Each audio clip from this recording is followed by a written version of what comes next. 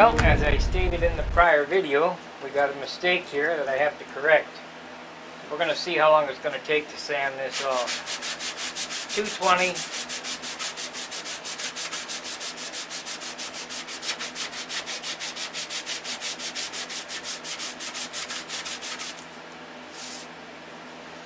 Yeah, at least it's powdering.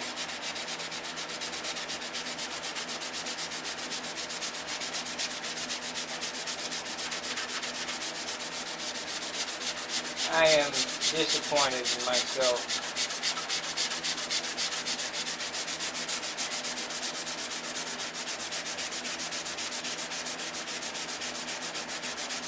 It'd be a nice finish on this wing though. We'll have plenty of paint on it.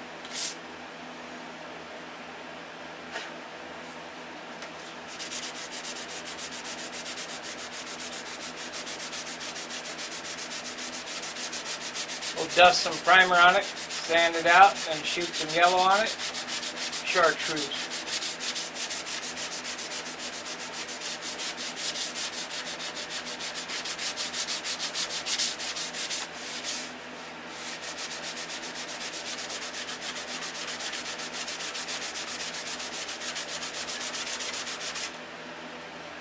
Not as bad as I thought it would be. That'll be taking an hour to get this sanded off. I'll get it sanded off, painted tonight. I can renumber it tomorrow.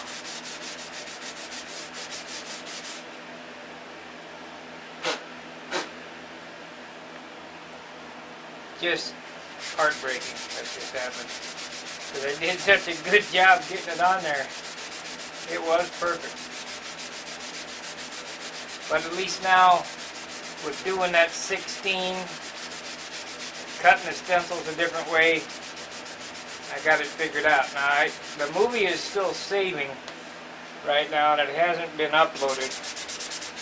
But the offer still stands. If anybody knows any easier way for me to get these painted on here, I'd be more than happy to listen to them. Now it's a matter of getting them off. Now this was sanding on the leading edge, and it came off relatively easy, and we'll probably do the same on the trailing edge. But in here it's going to be take a little more time because there's nothing to press on.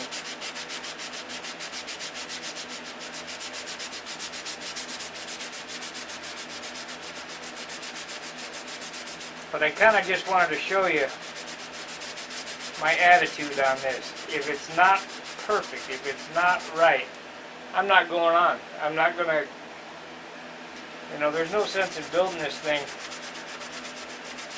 for scale when you're judged on your building abilities and flying abilities, and it's wrong. It don't make sense.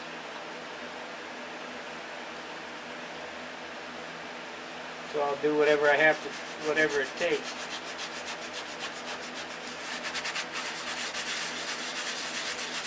I think we're probably going to have a better chance sanding this off by wet sanding. Let's give that a try.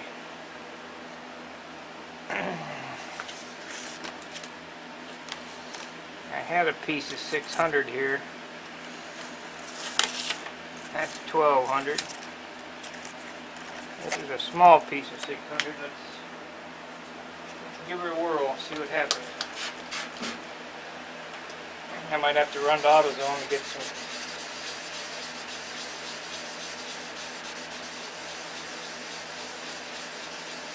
Yeah, wet sanding.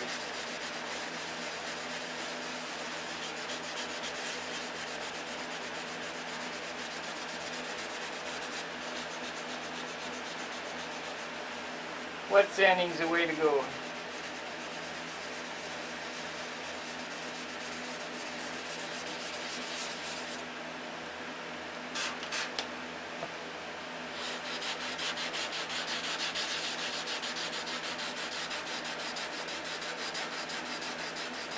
It doesn't all have to be off there, but if you don't get most of it off, you'll see lumps in the paint, and I don't want that.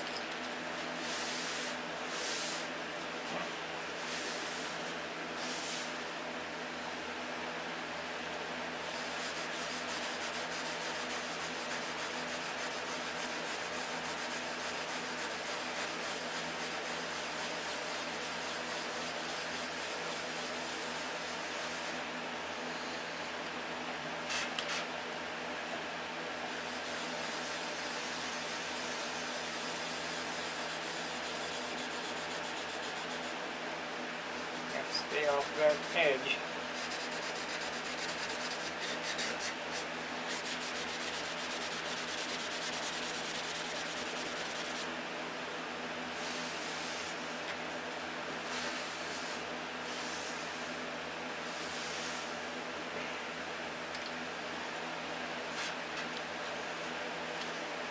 Oh boy, what a mistake.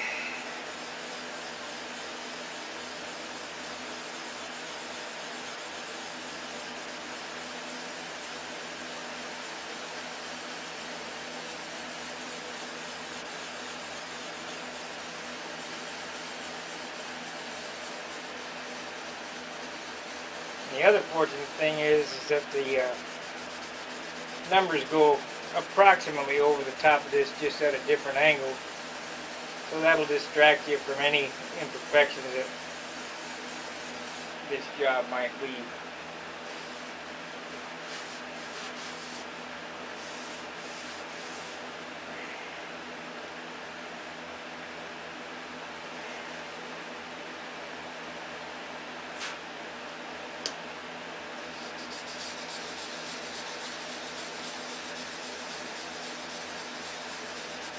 I must say, I'm not happy with myself.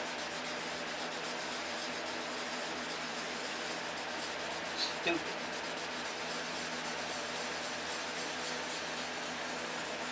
So far I've had mistakes on the cheek cowls.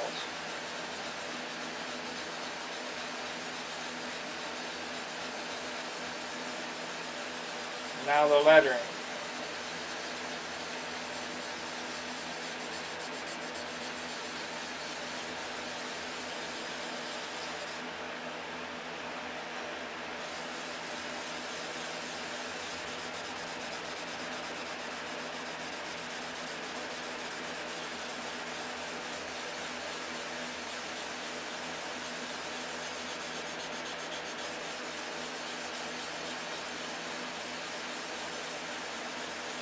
Fortunately, we got some DC 540.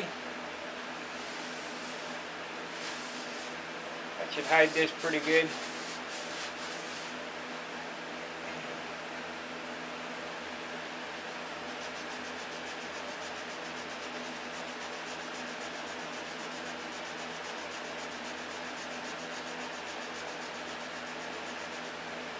I think it'll hide it real good.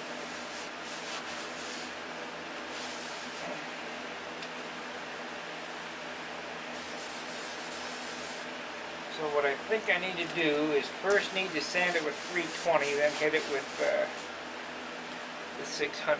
So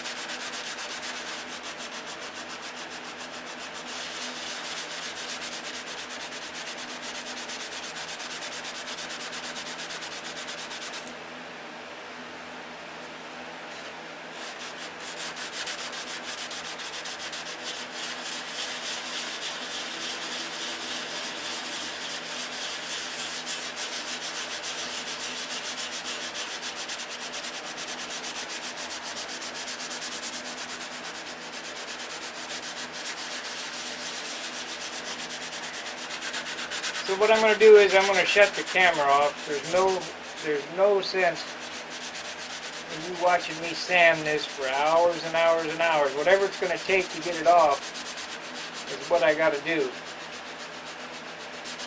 Because I don't want to see this as a ghost image underneath the other one. And in order to get to not see that, you got to get it all off. I make mistakes. I'm kind of showing this just to show I make mistakes. I make a lot of them.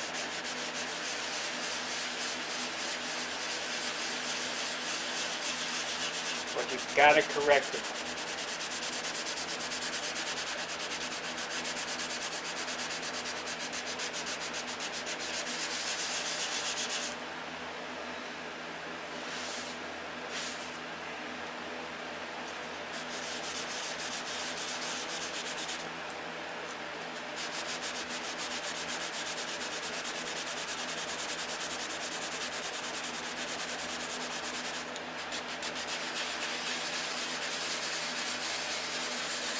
It's on the outboard wing anyway, so it'll add a little wingtip weight.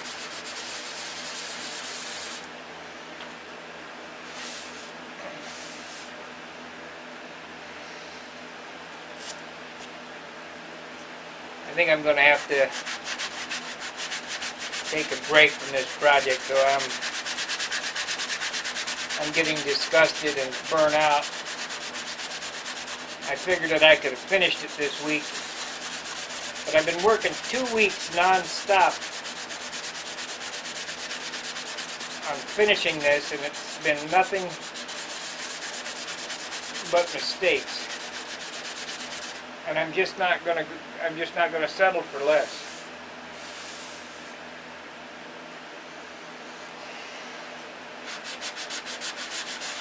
So I think if I clear my head, I have to paint 3 more airplanes in the next 2 months anyway, at least.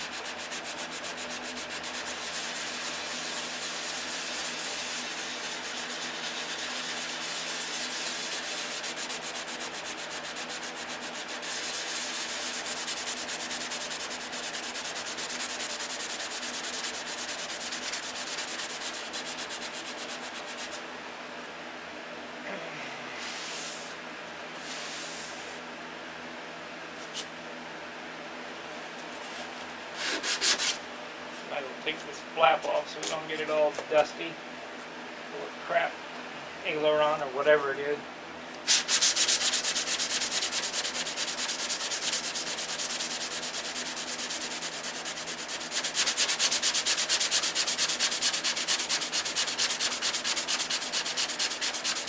Sanding on wood now, so it's easy to push on.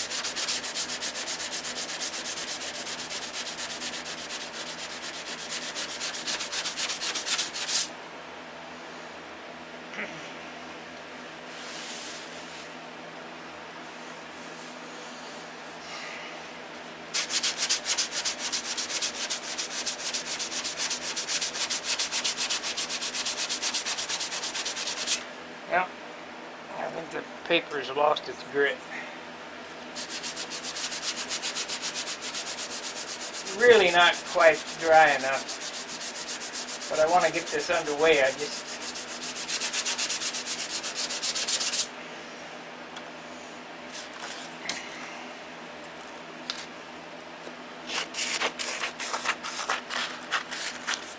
going to clear my bench off so I can do some other things. I want to get on that Control Line Craftsman build along. We're going to get on that. I still have an airplane to frame up for somebody. Just a whole lot of projects. Plus all those airplanes to paint.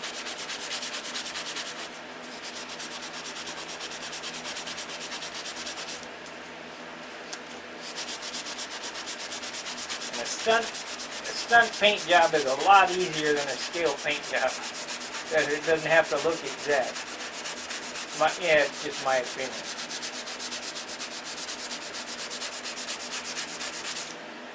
Okay.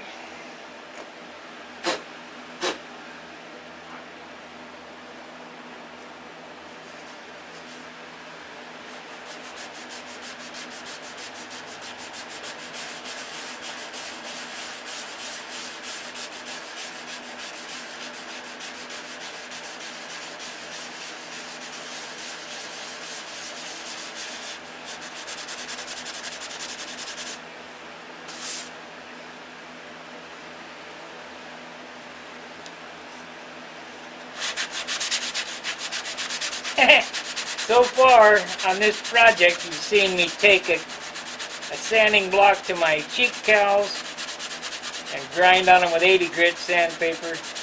And now you're seeing me sand a painted wing.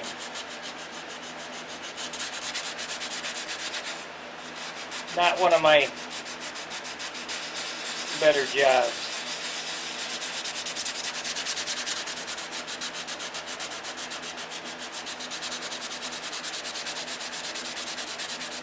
I'm going to hit this with DC 540, sand it out, and see if they go away. If I can see any trace of it, I'm going to keep sanding.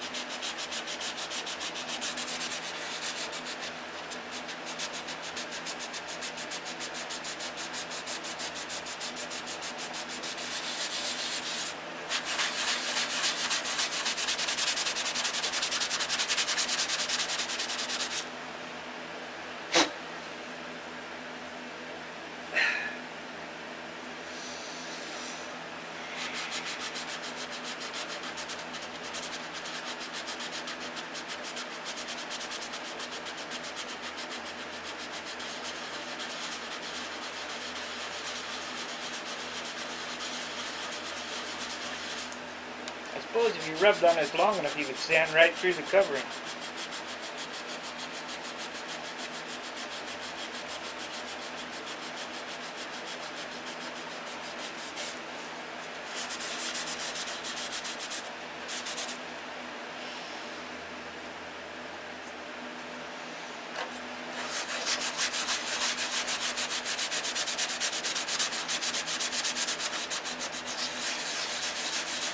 At least I see a couple references that I can use. I can use the N stroke on this rib cap strip right here, because this is square with the wing. The ribs are. So we'll mark it like that.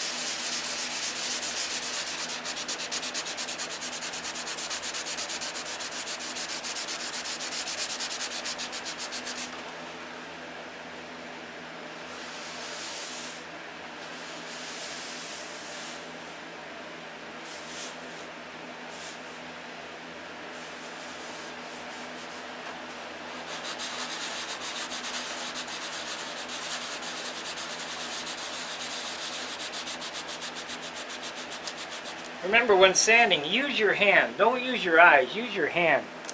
Your hand won't lie to you. You can feel much better than what you can see.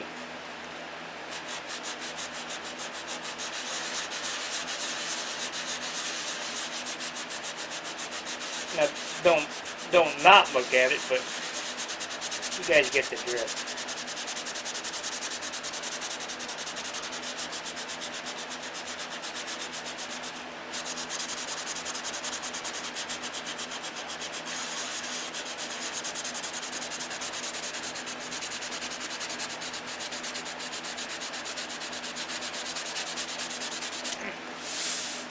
Whoa, almost flipped it off the bench.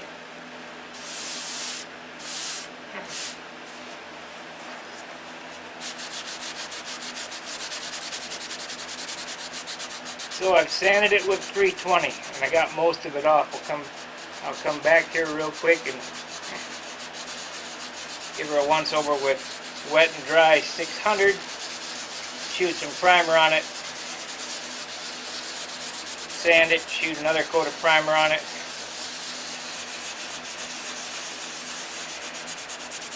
This thing will be in chartreuse tonight, because as I stated, I don't want to take forever on this model. I want to get on the stunt planes.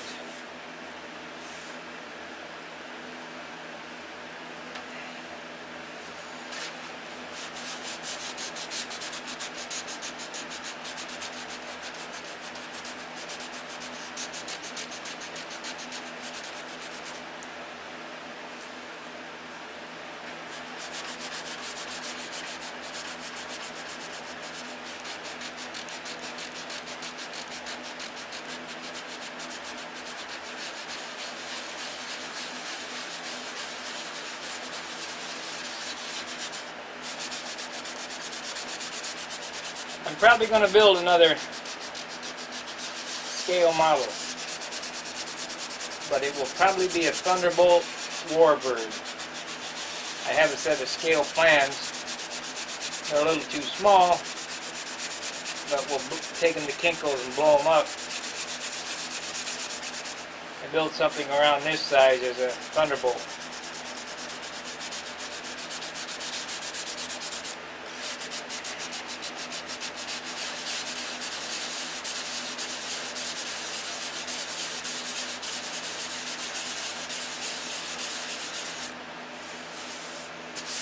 Okay, I'm going to stop there. I'm going to sand right through the covering, it looks like. If I do that, then I got silk span, and I don't want to go through all that business.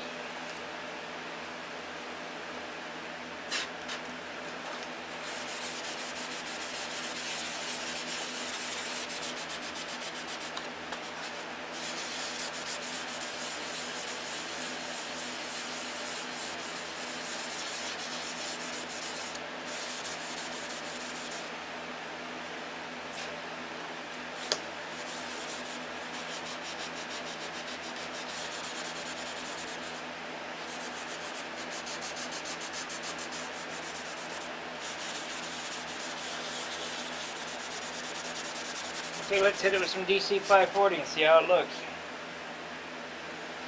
So I didn't stop the camera, I went right through it.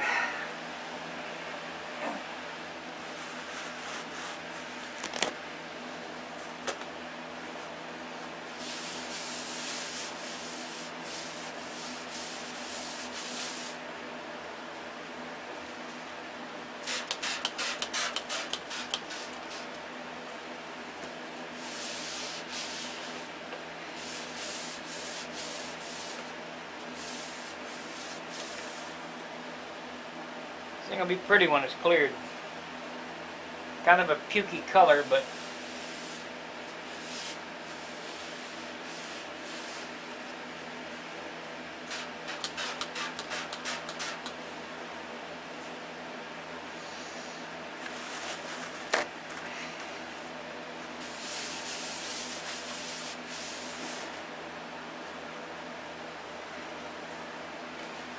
what a mistake. God, it's terrible.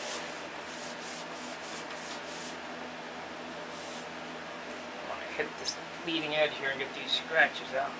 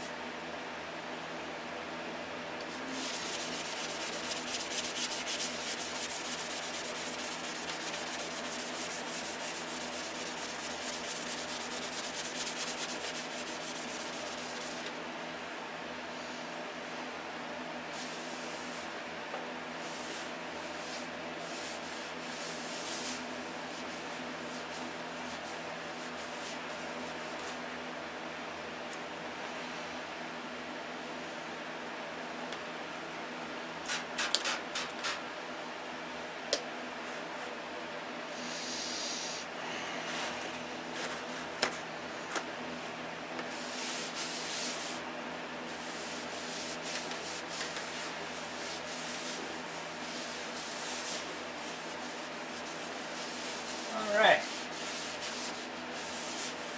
Keep your fingers crossed. With any luck, it'll all cover.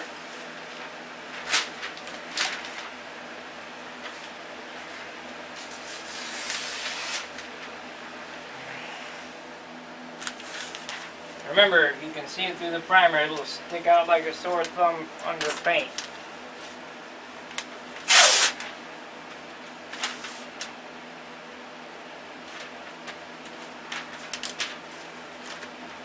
Drop me a note. Let me know if you made a big bonehead move like this before.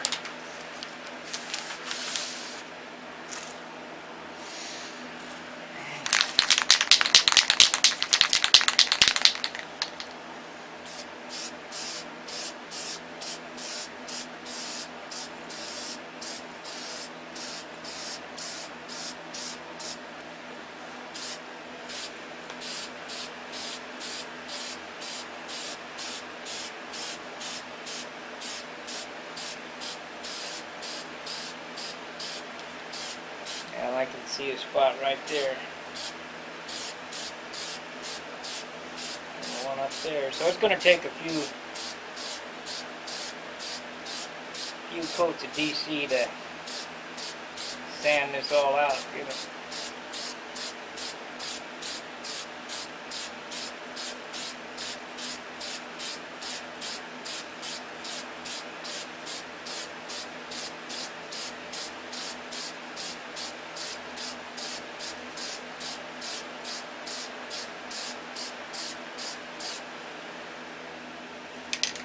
Oh boy.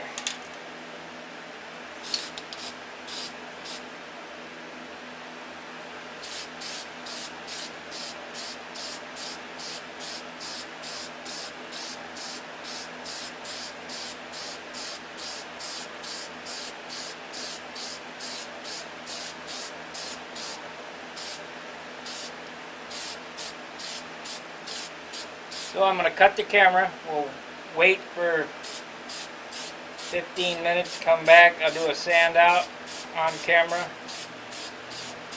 and another coat, and we'll see how it goes. Now that 2 just disappeared, so it's not as big a disaster except for its work.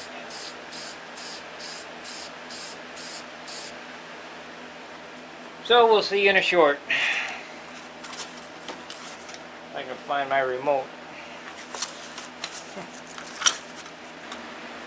Okay, as you saw in the first part of this video, I've repainted this. It's the next day now.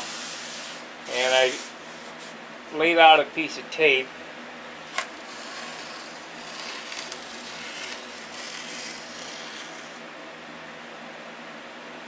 In line with the leading or the trailing edge sheeting. Because the trailing edge sheeting is on a taper, so it's straight across. And I've indexed it here exactly where I want it in relationship to the tip. I laid this tape out last night. Better peel it up and make sure that it's not going to peel paint up. Yeah, seems pretty good.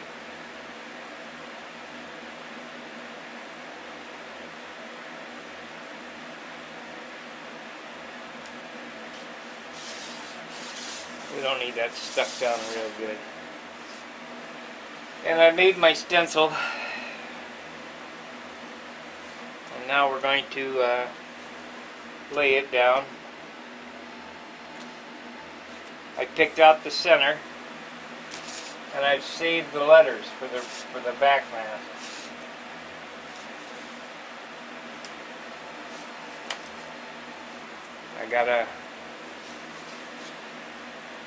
Picked out the letter, saved the letter for the back mask because this is a 2-color job. And like I said, anybody knows any better way to do it, you can tell me now.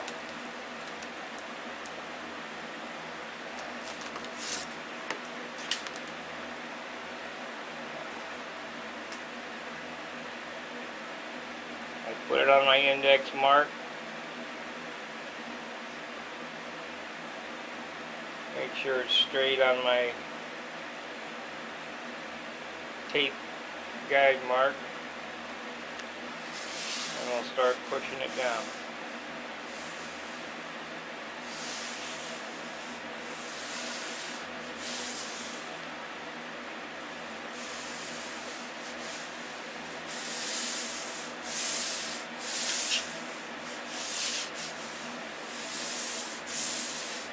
Now, I'm going to make this process look fairly easy, but trust me, all the computer work that it took to generate these stencils and the trial and error of learning how to do this two-color mask has taken some time.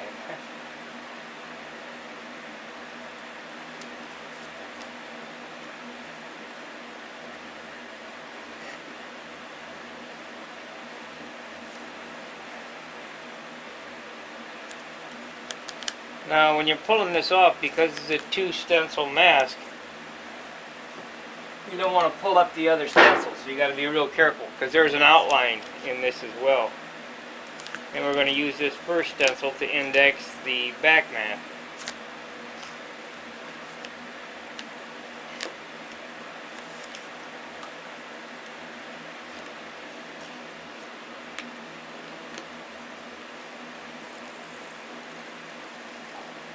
I don't know, as stated, if there's an easier way.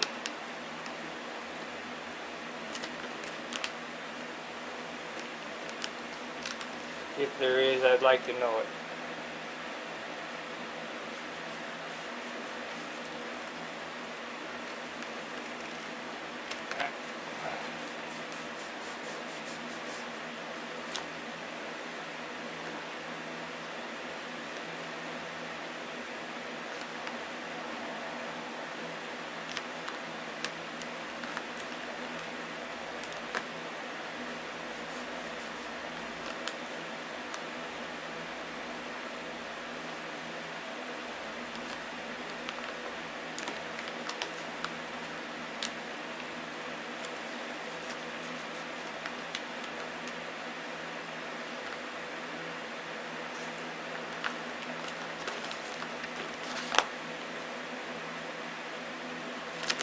You roll the paper back on itself, it has a less tendency to pull up that second mask.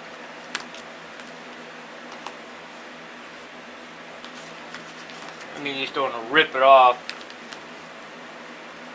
You have to do all this stuff with care. You don't. It'll take what it takes, no matter how long it takes. I mean.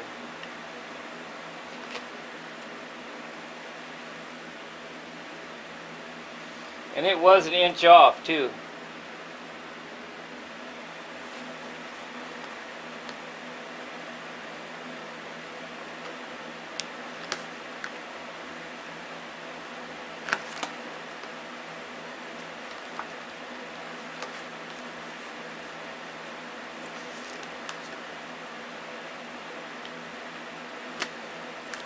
Last night I finished the rudder area. Got the N number on the rudder and the lettering on the vertical fin.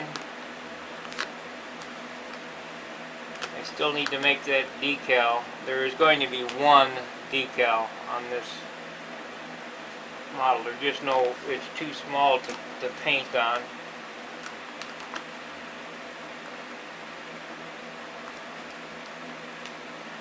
So I'll have to make it.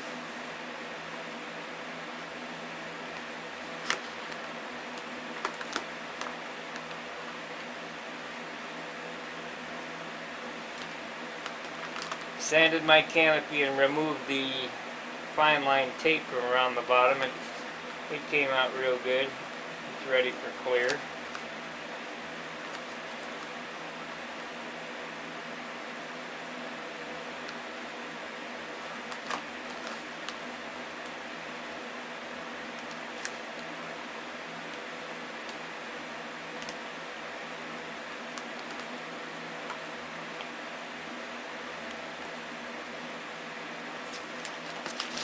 Well, we got the stencil on with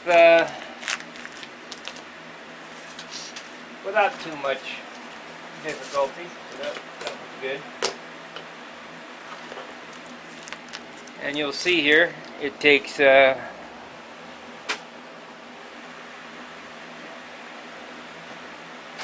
minutes or so to mask and 2 minutes to paint.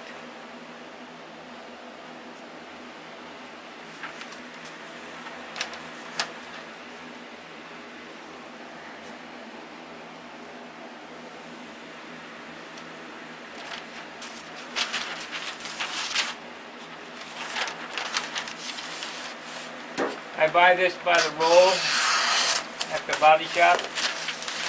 It's I think $13 a roll.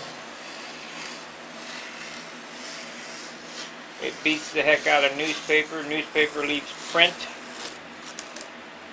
and I never can find it anymore. Gotta run around looking for newspapers. So masking paper is the way to go. Or tinfoil. Tinfoil is pretty expensive.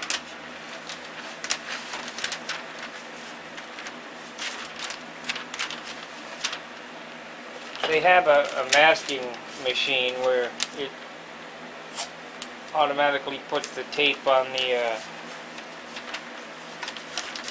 paper.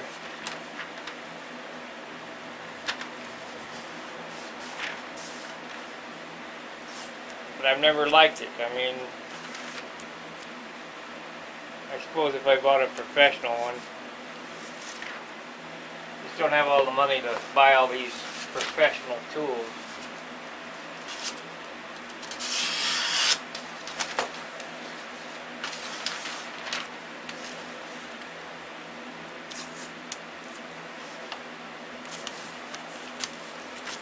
So I just do it the old-fashioned way.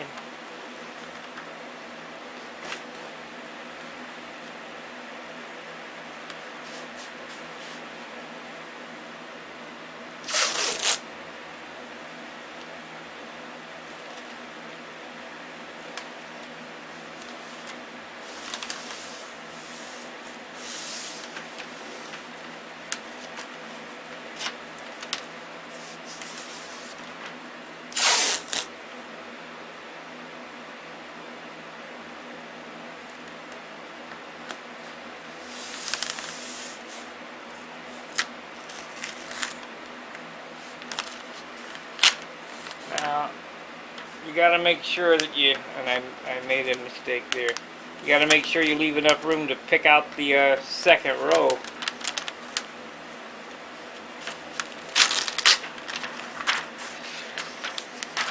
So we got to come to the edge here.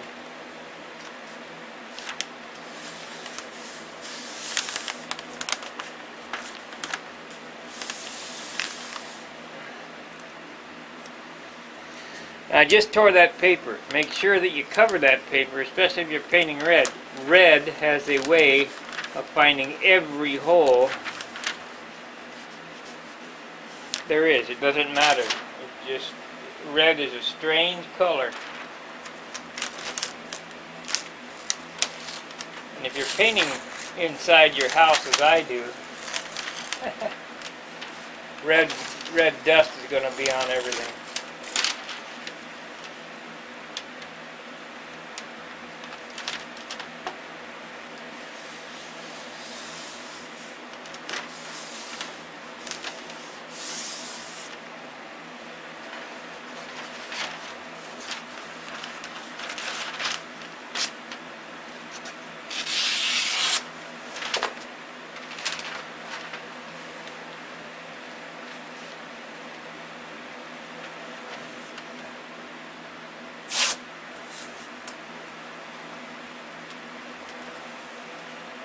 I want to get this model in flight trim for next weekend. That's why the big push. Next weekend is our perky contest or whatever, and I thought I'd give it its maiden flight at the contest.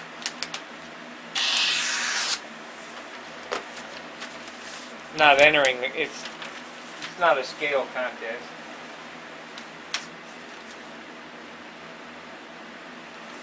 Just a fun fly type thing.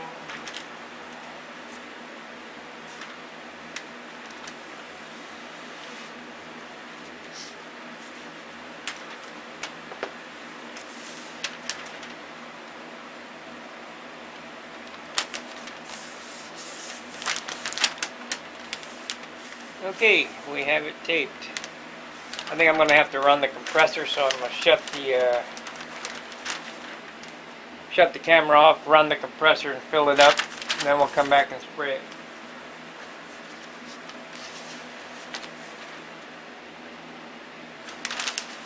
So we'll see in about 5 minutes. Compressor's run. It's filled up. We look this stencil over, make sure it's all laying down. Looks real good. Shake up my Chinese red.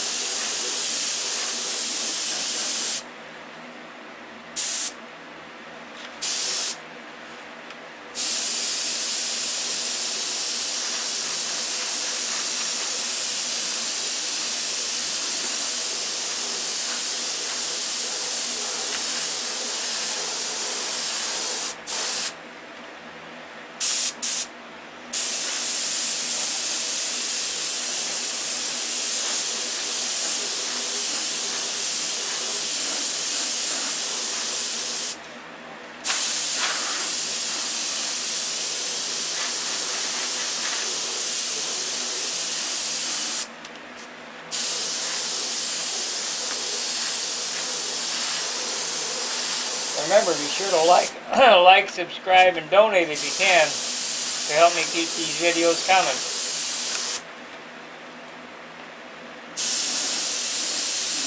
The donate button up there on the right-hand side.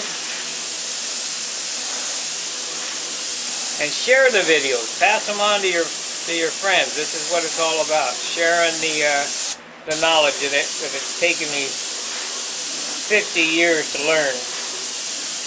Wendy did the same thing. He wanted you to share his skills, and trust me, Wendy had some really nice skills. We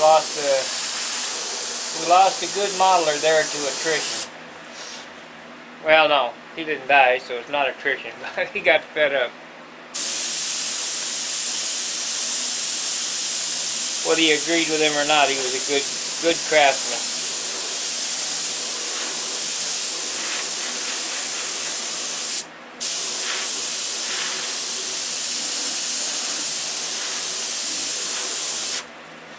So we'll wait a couple minutes and put a second coat on it. I won't show the second coat. I'll be back when I'm picking the outline out, so we'll see in a bit. Okay, second coat was put on. It's been about a half an hour since that second coat, and the paint is,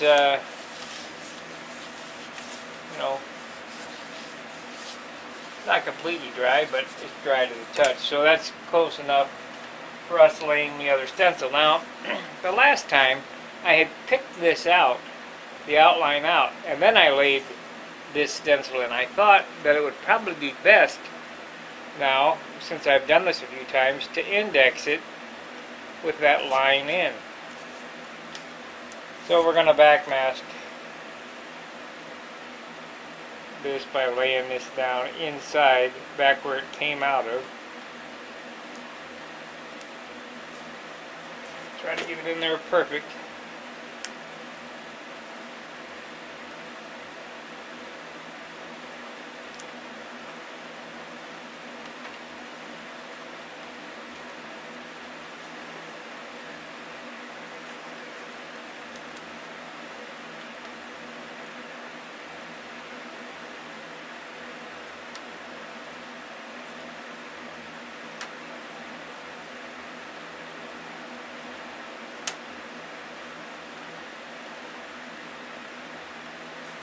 That laid in there pretty good.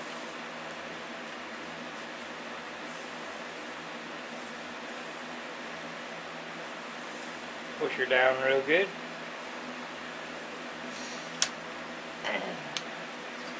This is the most difficult one, the 6.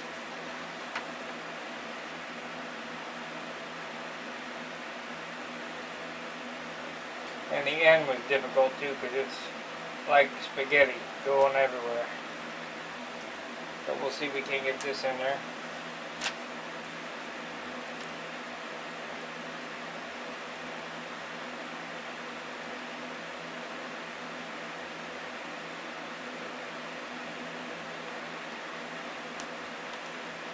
Still haven't heard back from anybody knowing an easier way to do this.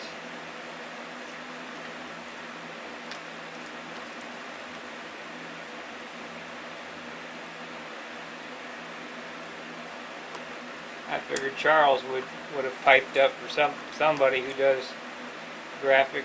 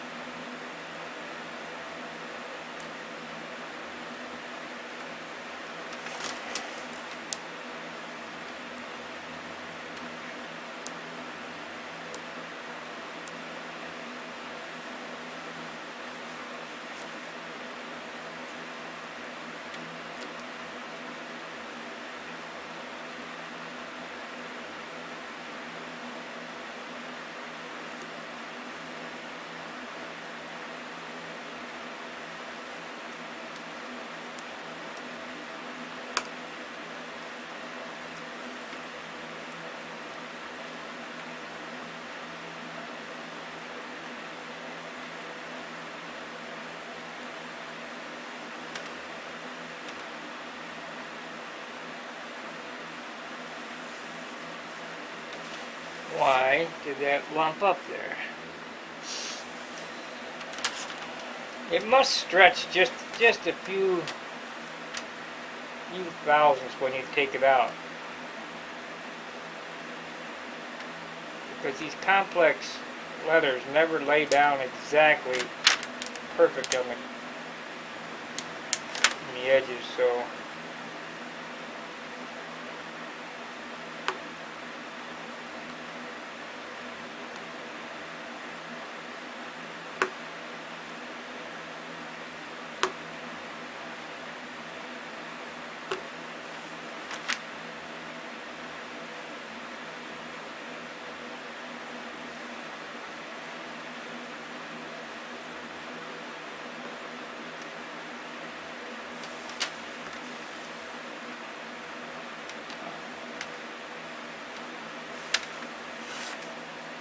yeah, that's pretty good. Now the 2. Actually, I'll probably get a new scalpel blade and cut that a little better. They're bubbling up a little bit.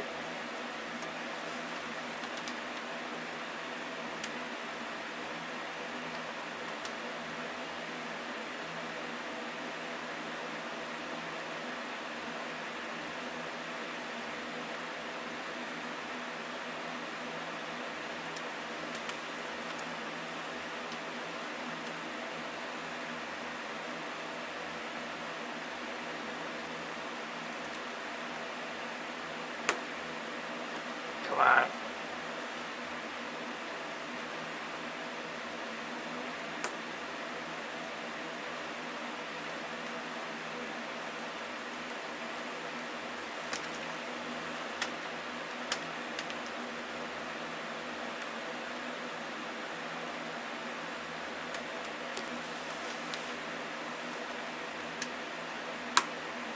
I guess the most important thing is that you get it started correctly, because if you don't,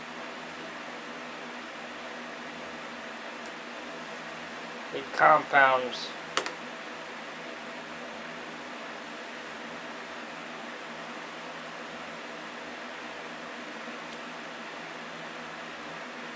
The mistake the farther you get away from the starting point.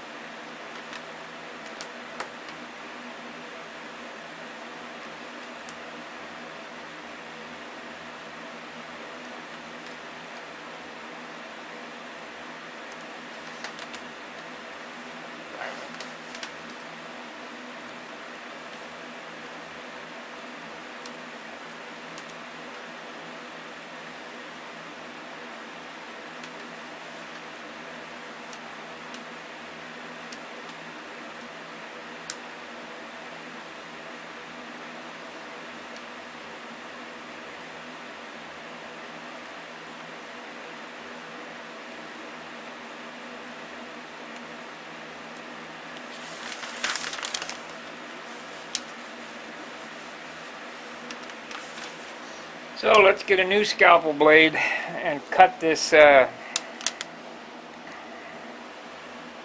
being real careful not to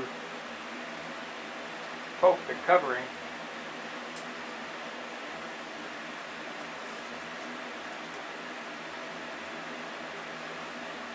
I like these scalpels instead of X-Actos. They're really much sharper.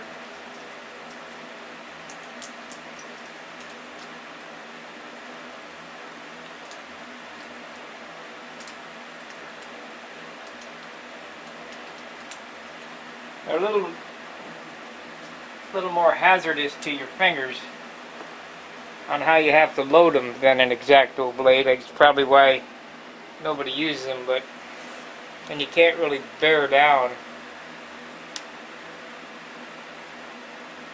Well, actually, that really won't matter. So we'll just leave it at that.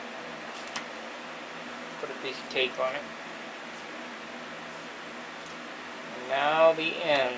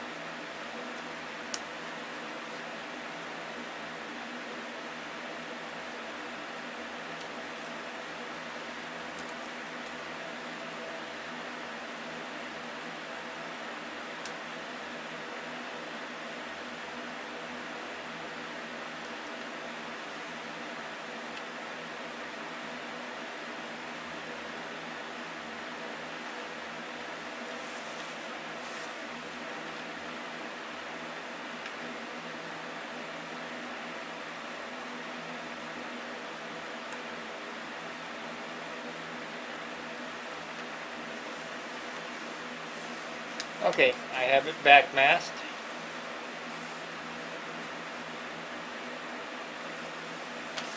Now we pick out the outline.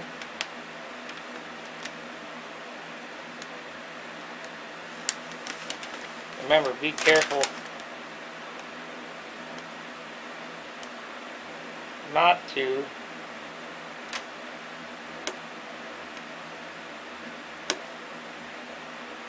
puncture the covering.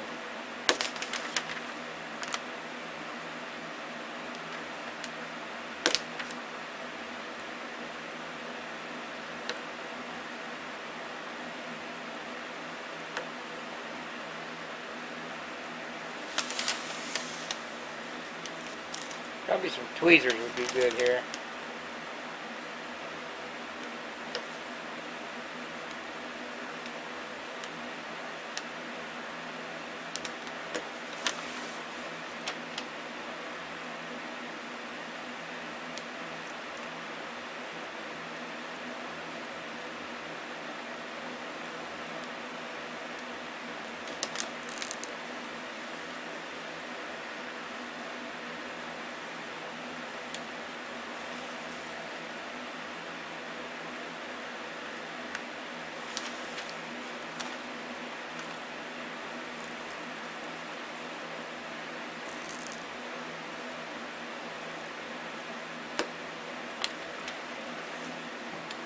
Awful lot of work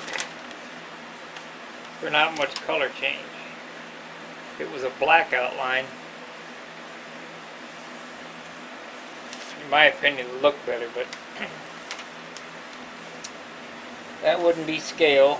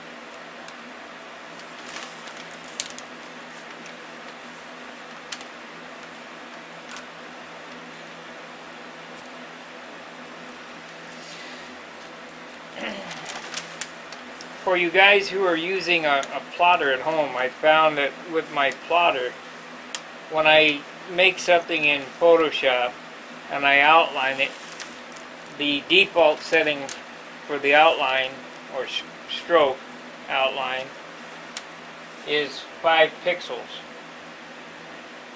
Well, set it to 1 or 2 because 5 pixels makes a double cut when you move it over into your plotter software.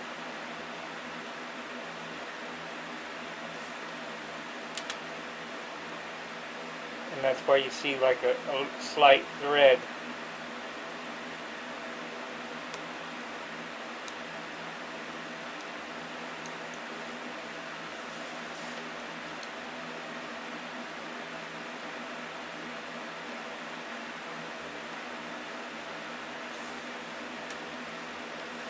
This 2 is going to be difficult to get out. There's no place started.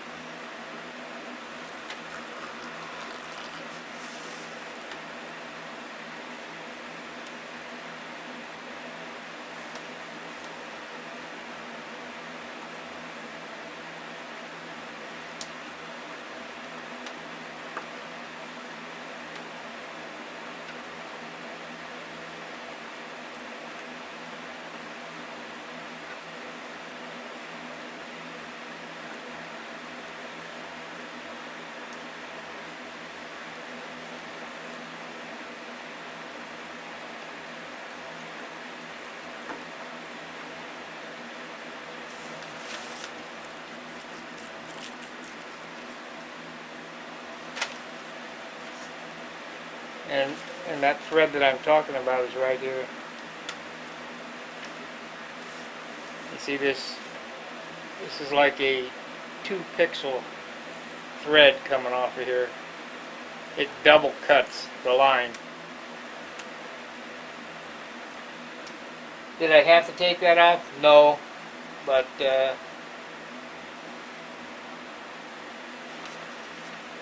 want it right.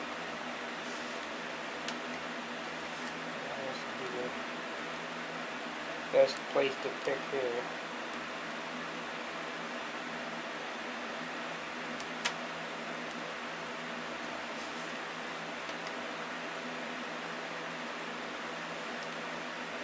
Just doesn't want to.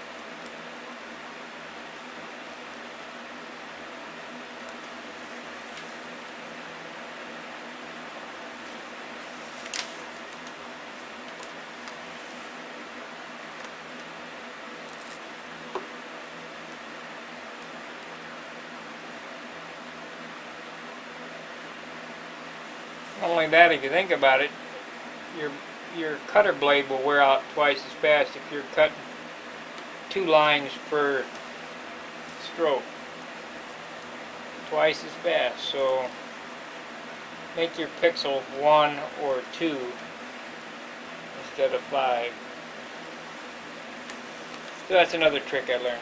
Alright, we finally got it masked and ready for the sable or the tan colored paint. Now there's a slight bubble here from where it transitions. It just, every time I've done it on a circle, it always has, where it's going back on itself, it always has a slight problem. So I cut a slit there so it's laying down and covering well. But we'll go ahead and put a piece of tape on it to make sure no paint gets underneath that slit.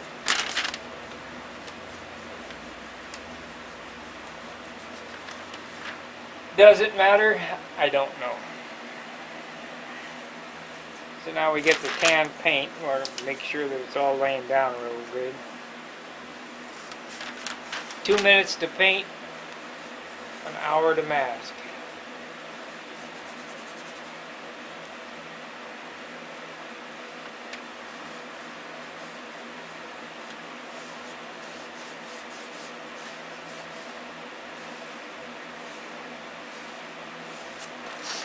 Looks good.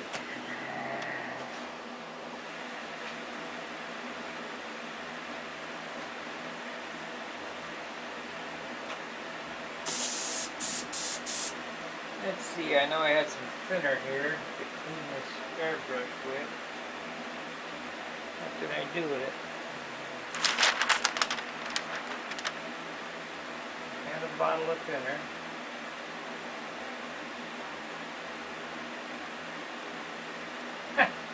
When you got so much stuff in the shop and the airplane's so big it takes the table over,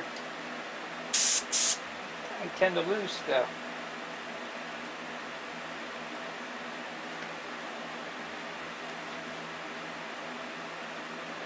There it is.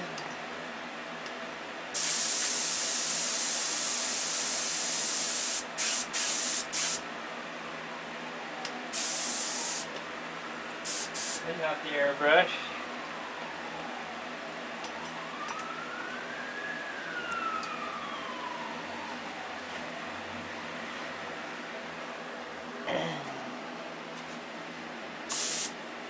Get a tan color ready.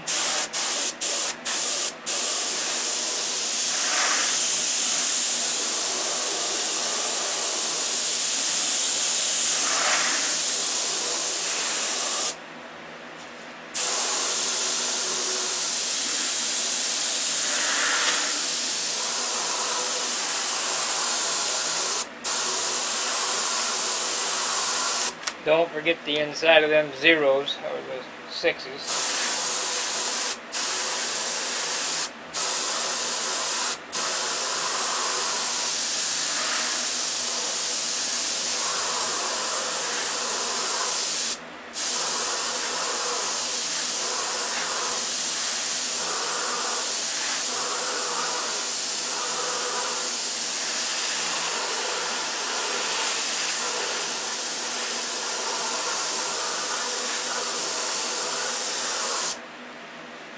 We'll send this video to John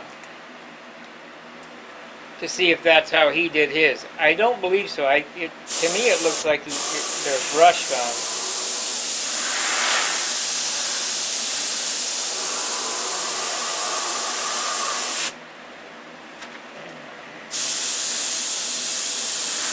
Remember, this is a Rodak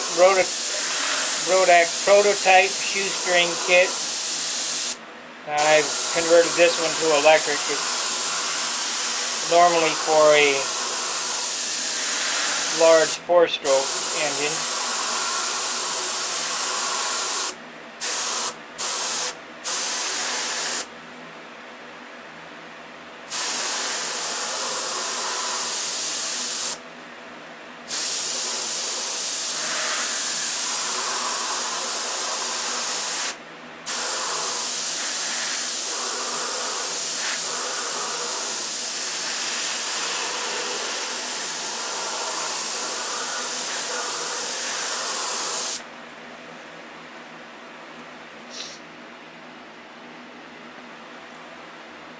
And we'll wait a few minutes and then hit it again, and I'll cut the camera. We'll wait 15 minutes, 10 minutes, and we'll come back and unmask it.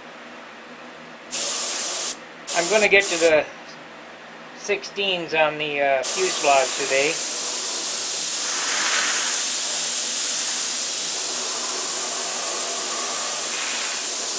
I have those stencils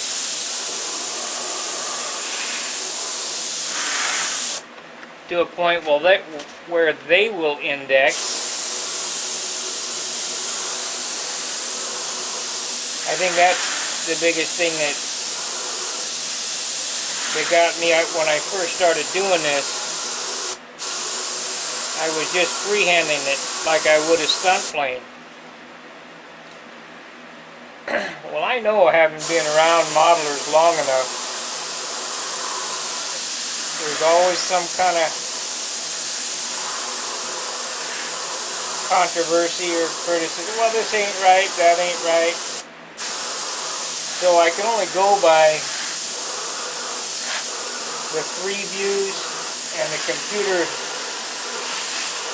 pictures that I have. But the ones that I do have, I wanted to make a stencil or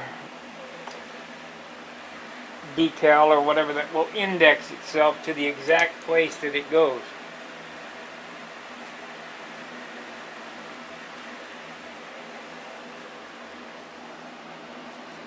Such as these 16s here, they go right here. And the index mark is the top of this square goes on the spine of the fuselage, and it wraps around this way.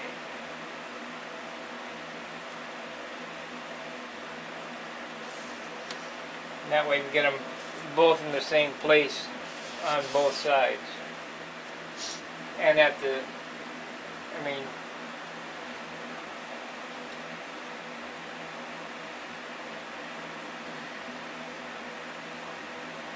so when I do this,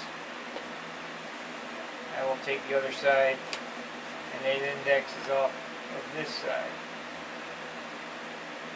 so that they're in the exact same spot on both sides. Same as with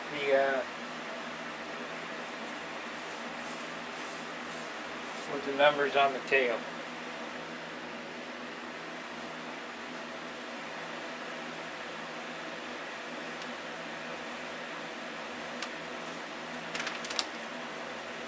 It's actually dry enough to start demasking.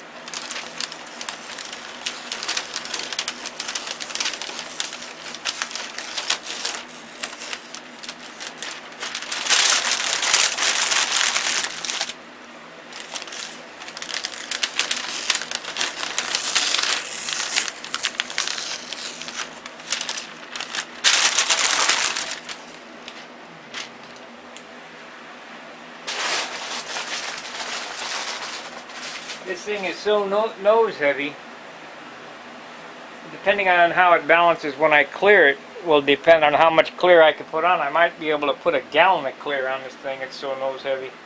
No clue.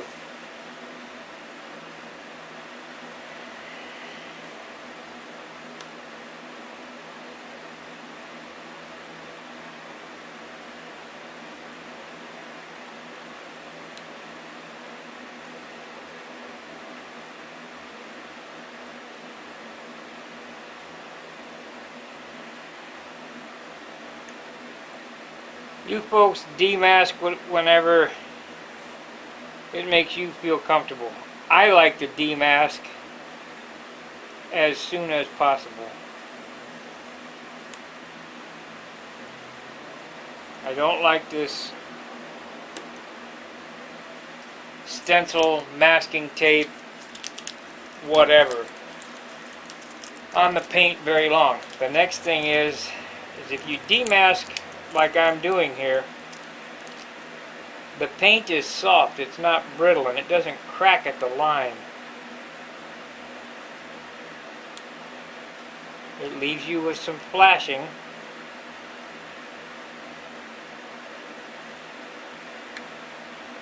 But you come back in 15 minutes and card it off, and perfect.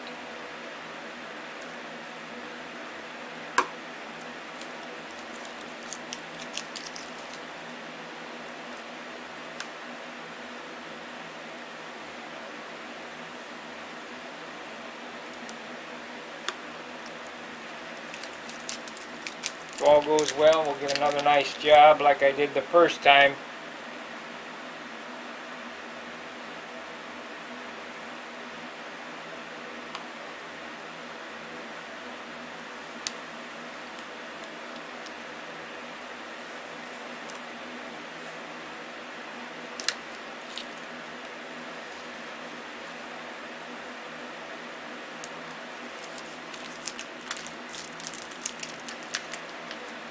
This appears to be the way to do it.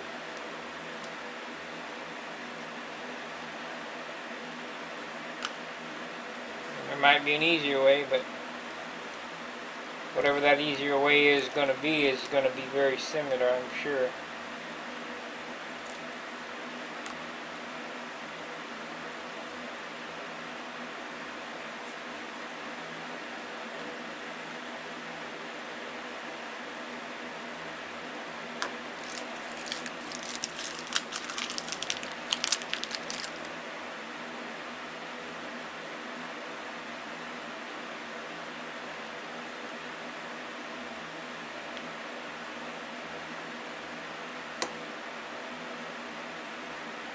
This is the thing that always worries me, getting that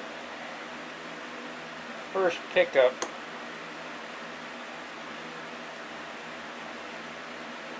You could poke the covering so easy here, it's ridiculous.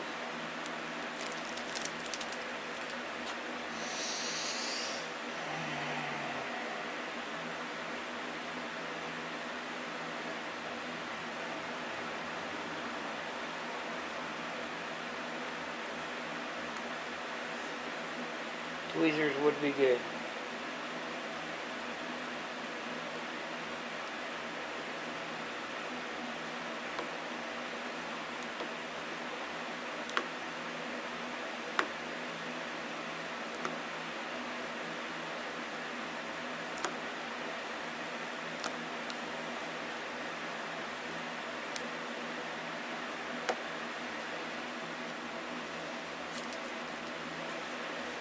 Okay, get the big outside off, and we're done. Keep our fingers crossed we don't pull up any paint.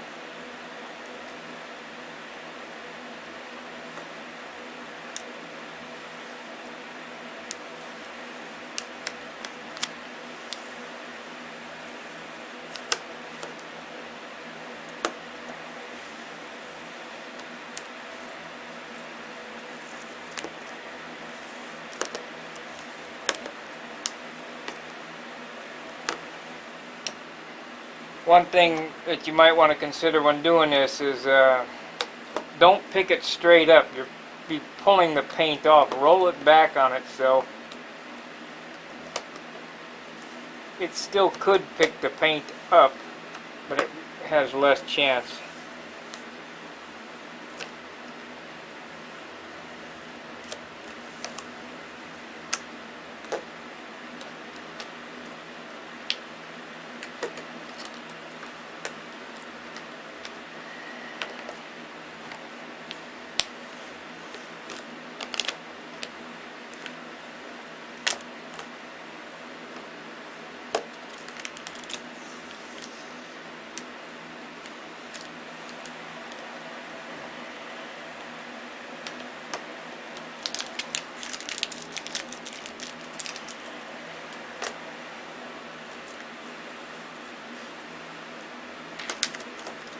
So another boring hour of watching me work.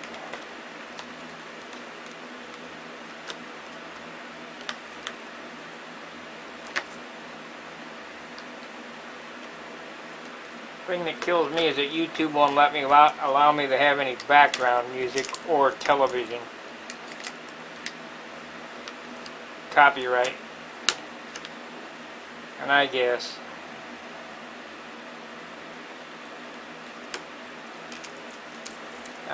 I understand.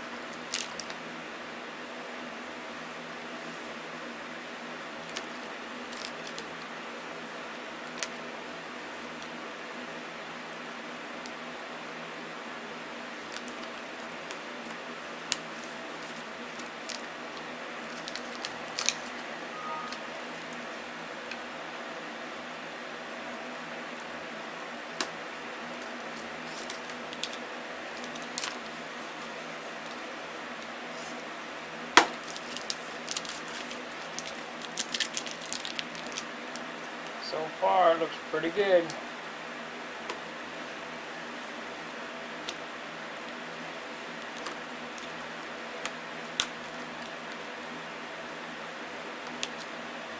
I tell you what, if it's in the wrong spot now, too bad. I ain't doing it again.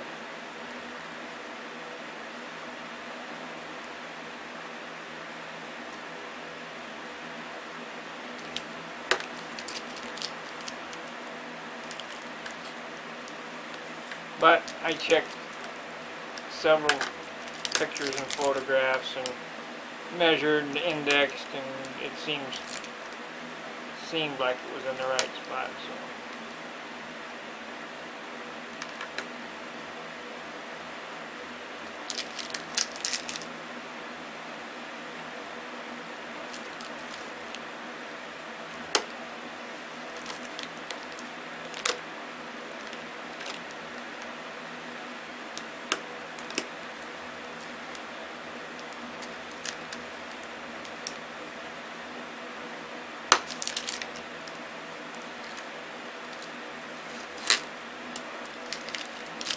Perfect. Turned out perfect. And that's the way we like it. A little flashing on it here. I'll come back and hit it with a card in half an hour or so. And let me shut the camera off. I'll set it on the ground. We'll take a look and make sure that it's in the right spot. But if it ain't, too bad.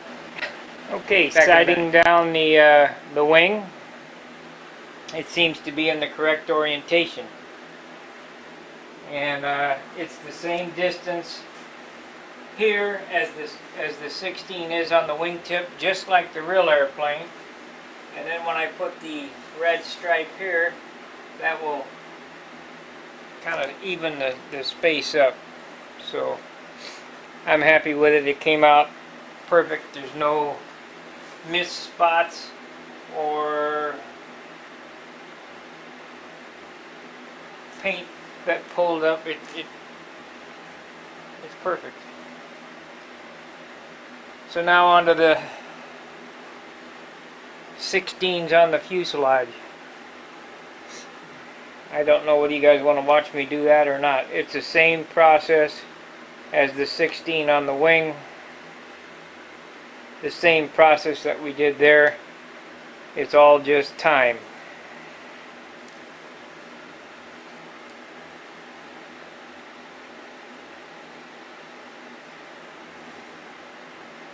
We're gonna be close. I got a week to finish this up. We'll be close to getting it done to take it out to Booter for the October contest.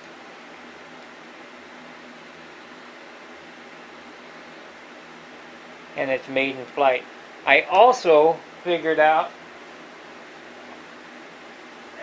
what I'm going to do for the flaps or the ailerons. Once I fly this and I figure out where these ailerons need to be trimmed, I'm going to take RTV sealant, clear gasket silicone, and underneath I'll run a 1-inch bead here and a 1-inch bead here underneath and let it dry, and that will lock the ailerons in the position that they need to be. So that's a cool thing too. You just keep thinking, what can I do? So we'll be back in a bit with the continuation of the trim. Okay, what I'm doing now is I've indexed the 16s on the fuselage, but before I go any farther, I have my Lafayette Escadrille membership card from 2013, and I found, because the way it's laminated, it's the best tool for carding these letters off. Waited about, I don't know, half an hour, 45 minutes before I started carding here. The trick is in having these look as best as they possibly can, not be able to feel them. So we're going to card them off before we shoot any clear on them. And once they're buried in clear and sanded, the clear is sanded with 5,000 grit sandpaper and buffed, you won't be able to feel these at all.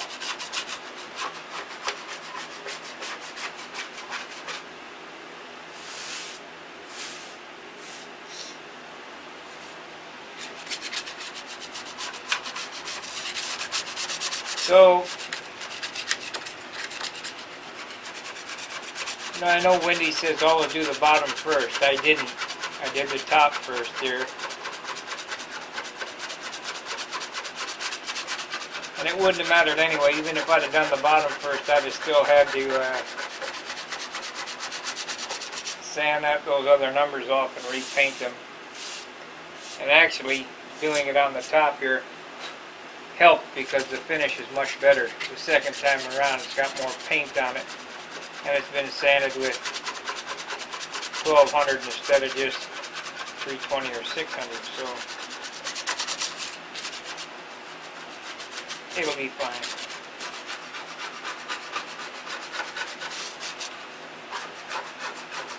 And you can't see those other letters that I sanded and primed over and repainted. You can't see them, so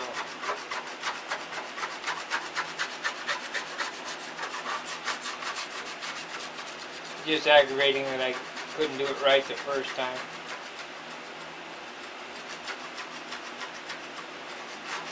But because of these mistakes in stenciling, I did get my rudder and vertical fin lettering on correctly, because it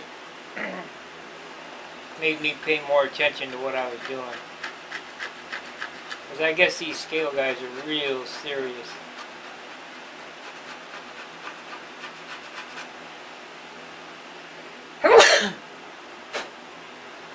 Now this is a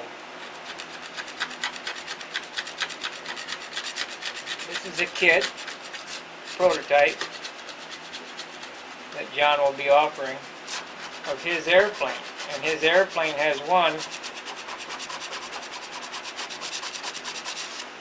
several years in a row of sports scale, fun scale. I don't know what I'm going to enter this next year, sport or fun. Whatever is the hardest. I don't want to just come into scale to win a trophy. Trophies are nice, but it's more, for me, it's more of an accomplishment to say, hey, I flew with the top dogs and made it. That's why I fly open. Yeah, I could fly advanced, but what's the sense in that? I want to get beat by the best in the world, not by guys that I fly at a local contest with. Gonna have to make another trip to AutoZone to get some more blue paper towels out of those today.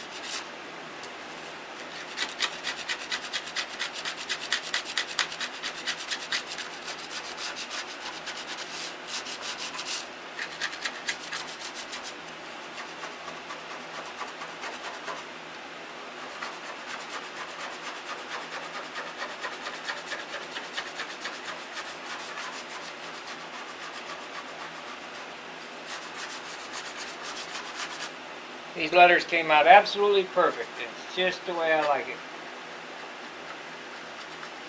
Not one mistake anywhere. That's a good thing.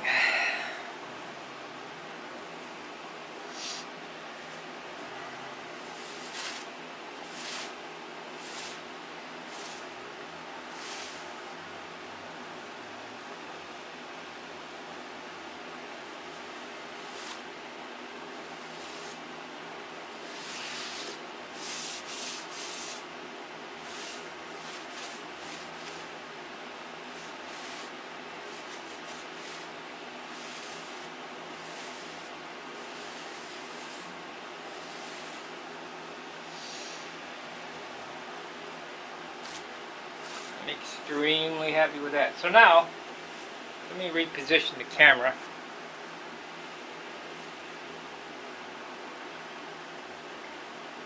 You see I've indexed the 16s there.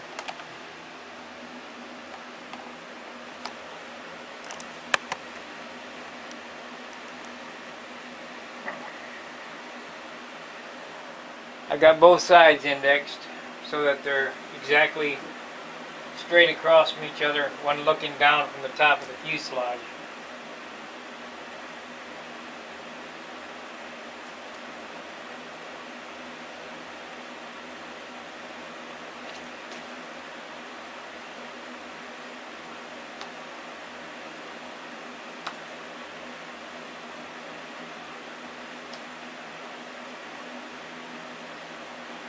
It's almost become fanatical.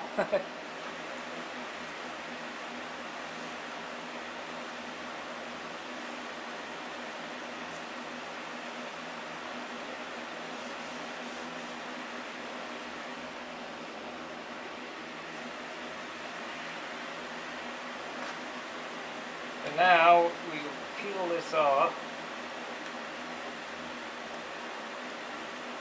See if we can get this on there straight the first time. I have extra stencils, but I don't want to use them.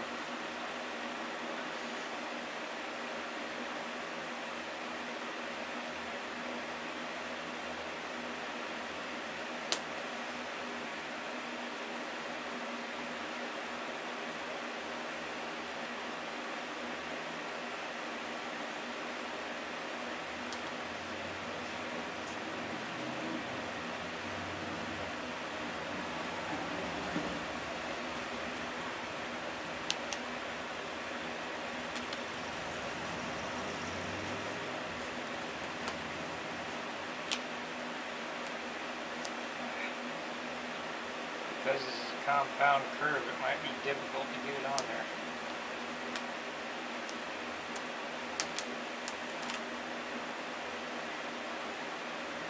So let's see what's going to be the best way to do this.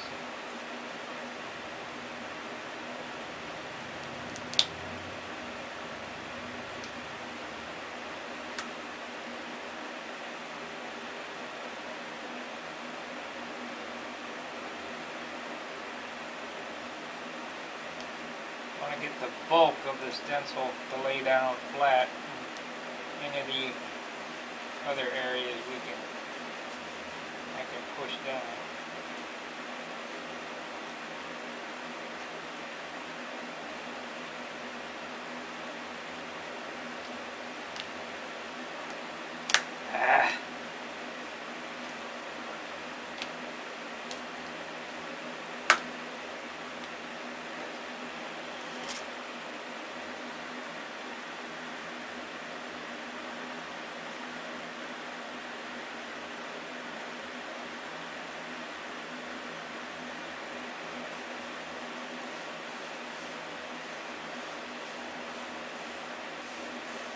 It's a little tricky.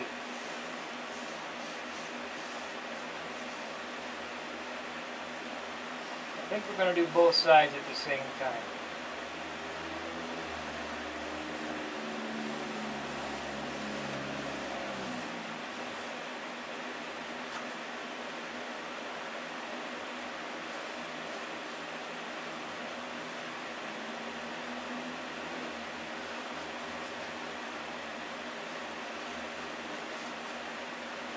So I got it to lay down flat.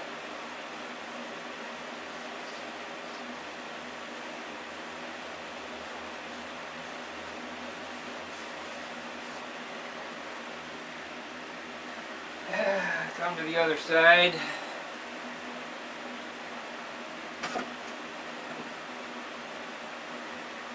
see, I need to pick up this index up,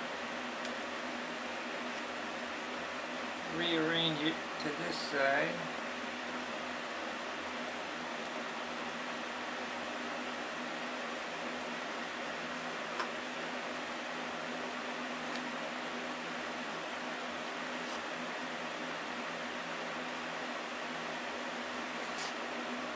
Yeah. Come on.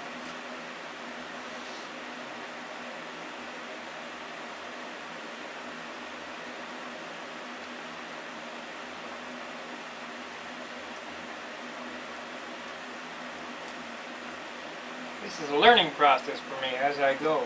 So that goes there, and this goes here.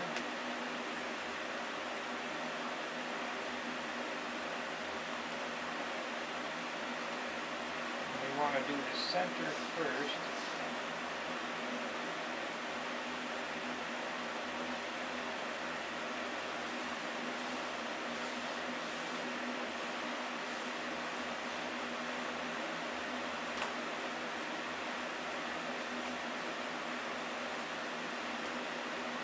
Damn.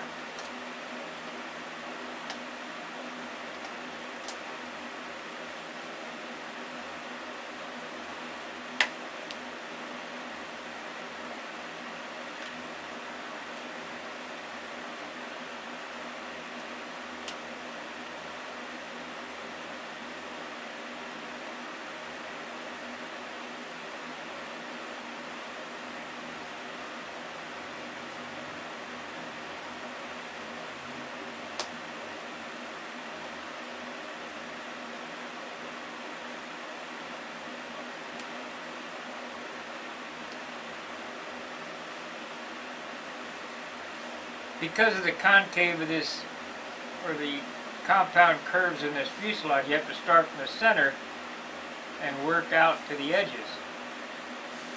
Otherwise, it wrinkles up.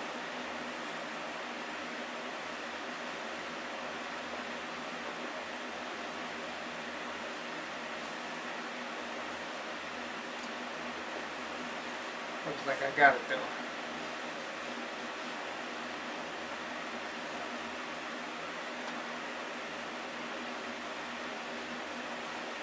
So now I'll just go around the stencil and make sure that the blue is going to stay down when I pull up the transfer tape. Might as well take this index tape off. You don't want to leave masking tape on dope very long.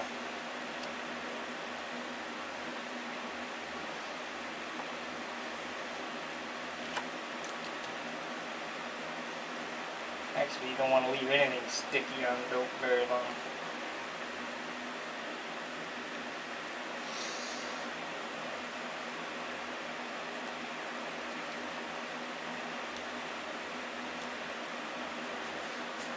Contrary to popular belief, fresh dope is better than old dope for taping. And the reason being is old dope is brittle, and when you start pulling the tape up, if there was any dirt underneath the paint between the primer or the clear or whatever you use as substrate and the top coat,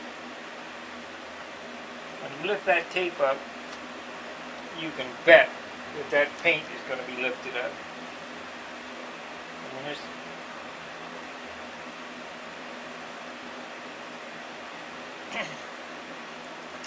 if you'll notice when I do these videos,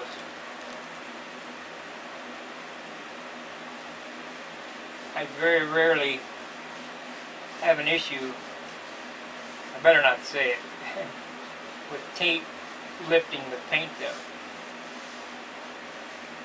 And the reason for that is proper amount of thinner and proper time.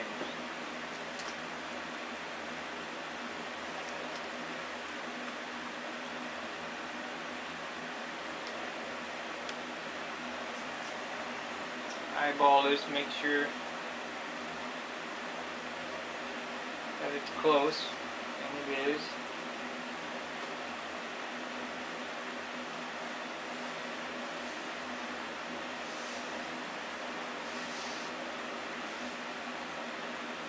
There's another reason why I want to do both sides at the same time. It's going to be so easy to tape, it's ridiculous. It won't take me hours and hours to tape off and get ready. We'll be painting here in, I don't know, 5 minutes maybe. So now I take the placement tape off.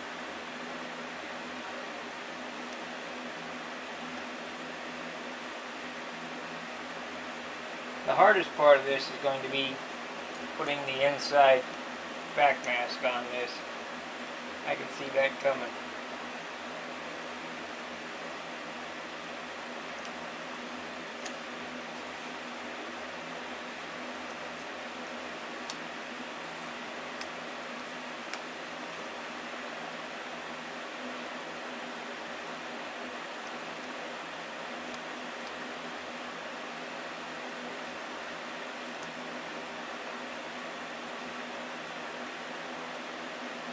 I wish I would have known about that 5-pixel thing before I did the stroke in that, because it leaves a very fine line that it wants to pull up for the cut. So I don't know, I'm not familiar with the software of the cutter. It seems like everything I do is teach myself along the way.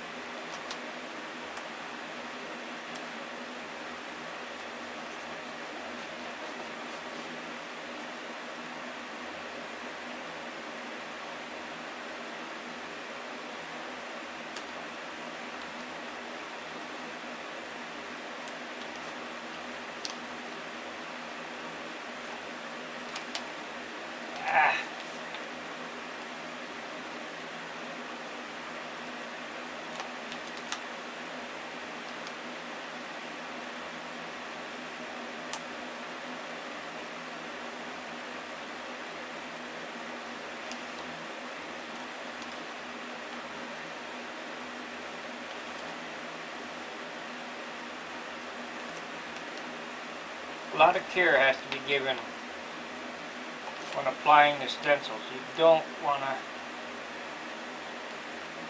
just rush into it and rip the backer off, because if you can see what I'm seeing here, as I'm pulling this backer off, it's trying to roll the stencil material off the fuselage, because this is low-tack tape. If I was using vinyl, signed vinyl, it might stick a little better, but then you run the risk of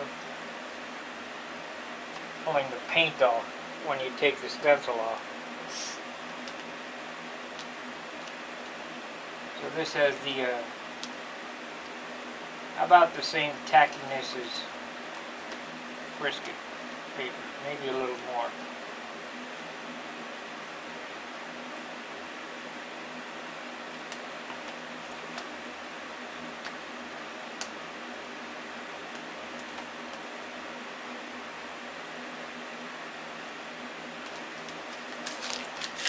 Okay, so I'm going to cut the camera and do the other side, because it's just repetition and you won't be able to see me doing it anyway because it's on the other side. So we'll cut the camera and then I'll come back when I'm ready to tape it. So, see you in a minute. Okay, this is the last video that I'm going to produce on this trim type situation. until I get ready to paint the cheek cowls. Oh man, I just had the cord. Might have set it in on the desk.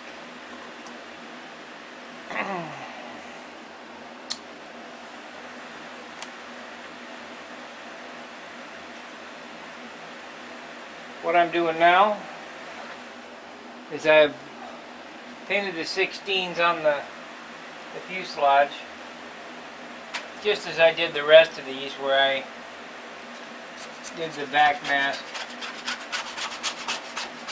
trick. And I talked to John tonight, and he said that his numbers were painted on, but that he did it with masking tape, or taped on. And if you look at his airplane and look at this one, these are perfect because they're stencils, laser, computer cut. So, I mean, his airplane looks very good. It doesn't have this particular look to it. You can tell these almost look like a decal. And when I get the clear on them, they might look like a decal.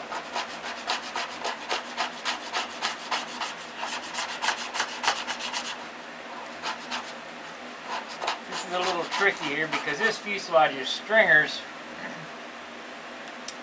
with covering on them. So it's got a lot of facets in it. It's not round. But we're getting it off.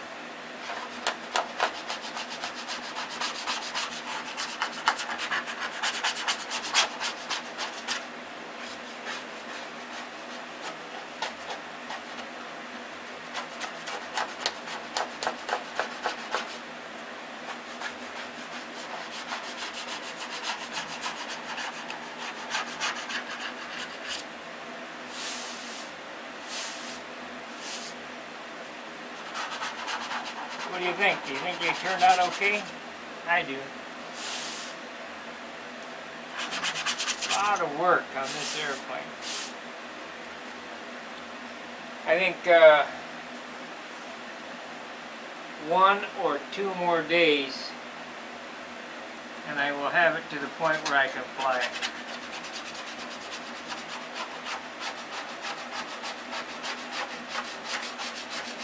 I mean, I could fly it now, just glue the elevator and stabilizer on it, and we'll clear it later. But I wanted to make the axle covers for it, and I did that. I made one yesterday. I'll show you those when I paint the trim on the wheel pants. So we have the trim that's left to paint are the wheel pants scallops and these long licks that go down the side of the fuselage and the cheek cowl. And that's it.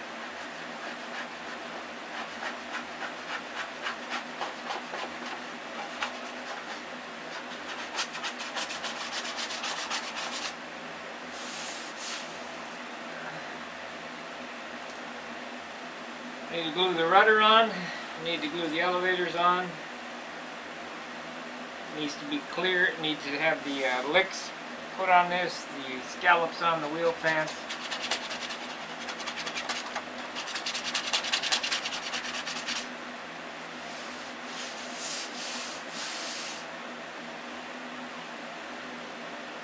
Oh, I still need to put my AMA number underneath the stabilizer along with my name.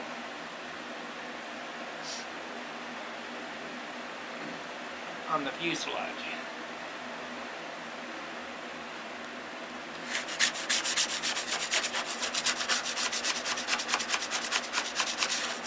Maybe I ought to call Fred. Anyway, I'm going to load this up